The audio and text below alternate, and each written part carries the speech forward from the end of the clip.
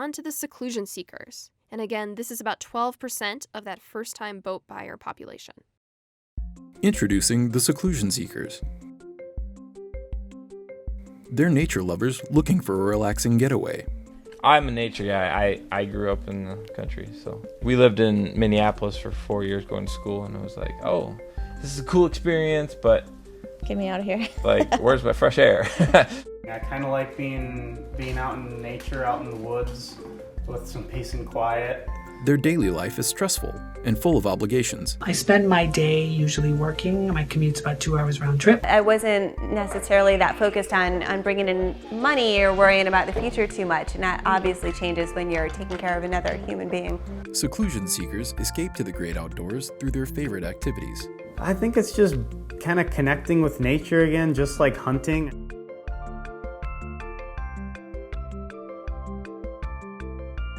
That's it, like the lake, rock climbing, hiking, yoga. For them, boating is about connecting with nature on the water and getting away from the daily grind. Access to nature. Yeah. Life's more simple, I think, and not in like a negative simple way, but in like, hey, like we're here and we're relaxing, we're enjoying ourselves, and okay, we'll get stuff done when we need to get it done. Being on the water makes me feel free. It takes you away from your problems, your worries. I can just get on and sail away and just leave all my troubles and my worries behind. Being on the water, being at peace with my family by my side, and yeah, just like I said, the water is so chill. Being on the water, I just love it.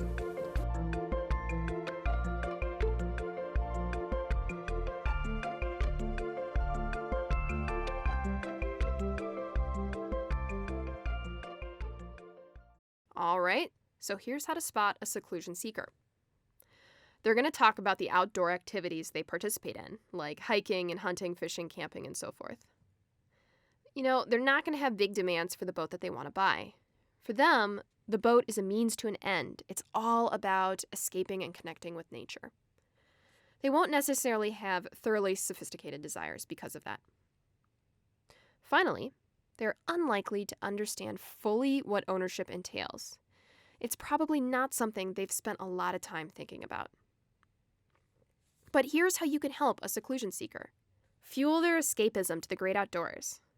Can you give them a discount on outdoor experiences, or have a partnership with an outdoors brand? Or give them an area boating guide, like the best places to fish, the most quiet places on the most beautiful lakes. Don't bore them with all the details, because they're not particularly sophisticated or knowledgeable. They just really want a boat that's going to get them outside. Finally, help them be great boat owners. Can you give them a checklist? Can you help connect them to helpful resources on how to maintain their boat or where to dock it? They are not that sophisticated, so you really need to help them out. All right, that's the seclusion seeker. Our final segment is the nautical native. These are the nautical natives. Boating is in their DNA. And I grew up on boats, all kinds, from pontoons to speedboats. I grew up on the boat. We just grew up on the ocean. Pennycat Beach, took the boat out lobstering, shrimping. I learned how to swim before I could almost walk.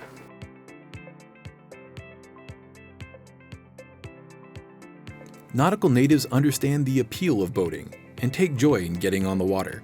It's more that feeling, that freedom that you get when you're out on the water. Like, it's just uninhibiting. Water. I love my water. I'm at the beach every weekend, to sleep on the boat and just, wake up and be on the water. And it's like your little home on the water. It's not this. When you get in the water, it's beautiful. I'm not afraid of anything in the water. With lots of experience under their belt, they see themselves as boating experts. I'm a very good co-captain. Most of the time, I'm better than the captain. My wife and I were, she would come out on the boat with me, and we were both, I was kind of teaching her how to do it. Right now, obviously, a smaller boat, something, with some speed I would like, Starcraft or even a Sea-Doo. Their desire to own a boat is rooted in continuing a family legacy. I hope it's a lot like what the stories that my father has, because my father has some great stories about growing up with my grandfather on their boat. So, those kind of like little memories that I have, I really want to recreate and hope he has something like that. And that's really the big thing for us, is we want to make as many memories with him as we can.